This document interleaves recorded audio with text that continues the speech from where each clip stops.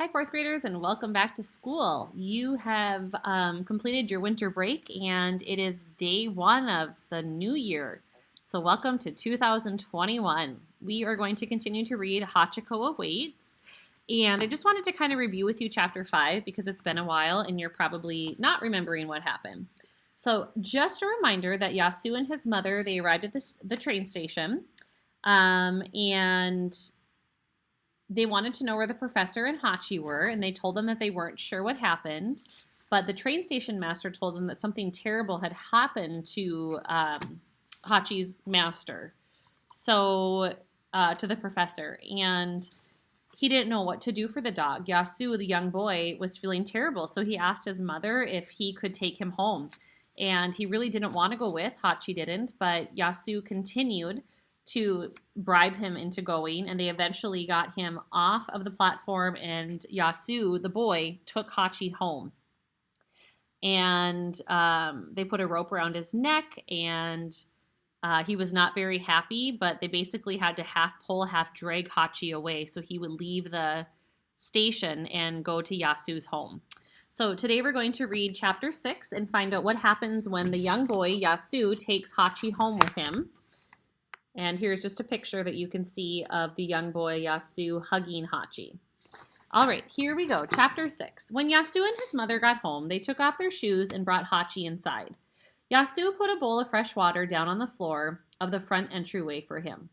What will he eat? Yasu asked his mother. He will eat what we eat, she answered, rice and fish and vegetables. We do not have any money to buy special food for him. Come inside, Hachi, Yasu called. Yasu called, but the dog was not interested in leaving the Genkin to explore the rest of Yasu's house. What? Oh, go ahead and grab him. He sat in the front of the door and stared at it. He does not like it here, Yasu said sadly. He needs time to get used to his new life, said Mrs. Takahashi. Yasu knelt down next to Hachi and stroked the fur of his back. He spoke to him in a calm, soothing voice. I know you miss the professor, he said. At the word professor, Hachi's eyes swiveled back. I miss him too, but you will be living with us, Hachi. I will give you bits of fish and meat and other good things to eat, and I will play with you. We will have fun together. Yasu offered his hand to Hachi, hoping he would lick it, but the dog just stayed where he was, staring at the door. Poor Hachi, Yasu said. You are hoping that the door will open and the professor will walk through it. I would like this to happen too, but it is not possible. Yasu shook his head sadly. If only he knew a way to make the Akitakin understand his words. Yasu spoke to the dog a little while longer, then fell silent and sat quietly beside him, hoping his presence would bring the dog comfort.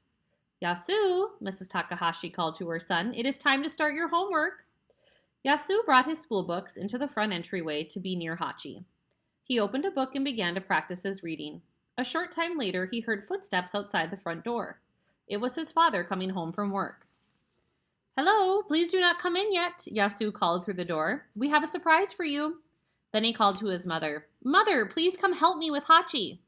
Yasu's mother came, and together she and Yasu held on to Hachi so that he would not run away. You may come in now, father, Yasu said. But please slide the door open quickly and then slide it shut tight behind you. Hello, who is this? Yasu's father asked upon seeing the big golden brown dog. This is Hachi, Yasu said. He is Professor Uno's dog.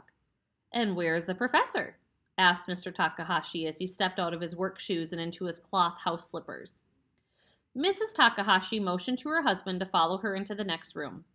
A few minutes later, Yasu's father came back to speak to his son. I hear that Hachi is going to live with us, he said to Yasu. You know that taking care of a dog is a big responsibility. Yes, father. Do you feel that you are ready to take on such a big responsibility? Yes, father, Yasu said again. He is a young dog, Mr. Takahashi said, indicating the back of Hachi's head. He will live for many years. Yasu, it will be your duty to care for him for a long time, even on the days that you would prefer to do something else. I understand, father. Mr. Takahashi squatted down and patted the dog on the head. Hello, Hachi, he said softly. Then he turned to Yasu. He is very beautiful. He is an Akitakin, Yasu said. I have heard of the Akita, said Yasu's father. They are very brave and very smart. We will take him out for a walk after we eat. Now go inside and change out of your uniform, Yasu. I will put on a kimono and then we will have supper. When the evening meal was ready, Yasu and his father went into the tatama room. They sat down on cushions in front of a low dining table next to a small alcove. In the alcove was a tall black lacquer vase holding a pair of purple irises that Yasu's mother had taken great care of to arrange in a pleasing manner. Mrs. Takahashi brought in 3 bowls of clear soup, 3 bowls of rice, and 3 plates of tempura, and then sat down with her family to eat. Yasu used his chopsticks to pick out the pieces of tofu and vegetables floating in his soup and then lifted the lacquer bowl to his lips and drank the hot, clear broth. Next, he turned to the tempura. The pieces of battered dipped fried shrimp and vegetables were balanced in a perfect circle on Yasu's plate. He ate a few pieces along with some rice and then tried to coax Hachi away from the door with what remained on his dish. Here, Hachi, Yasu said, offering the dog a few bits of shrimp. Try some of this.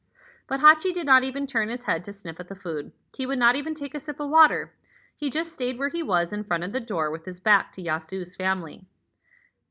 May we take Hachi for a walk now? Yasu asked, as soon as his father put down his chopsticks. Maybe that will make him feel better. Mr. Takahashi took a last sip of tea and rose from his cushion. We will feed him when we return. Come. Yasu's father put one end of the rope around Hachi's neck and held the other end tightly as he slid open the door. But he was not prepared for Hachi's great strength. As soon as the door was open, Hachi burst out of the house, yanking the end of the rope right out of Mr. Takahashi's hand. Hachi, come back! Yasu cried, but the dog raced away. Yasu and his father dashed up the street, but they were no match for Hachi, who had ran faster than the wind. Mr. Takahashi turned to his son. I am sorry, Yasu. It is not your fault, father. Hachi did not want to live with us. We are not his family. Yasu's father put his arm around his son's shoulder. Akitas are very intelligent. They were bred to be hunting dogs. I have heard that the Akitakin can even bring down a bear. Do not worry, Yasu. Hachi will take care of himself. But what is there to hunt in Shibai? Yasu asked, and his father did not have an answer. And that's the end of Chapter 6. We'll see you tomorrow for Chapter 7.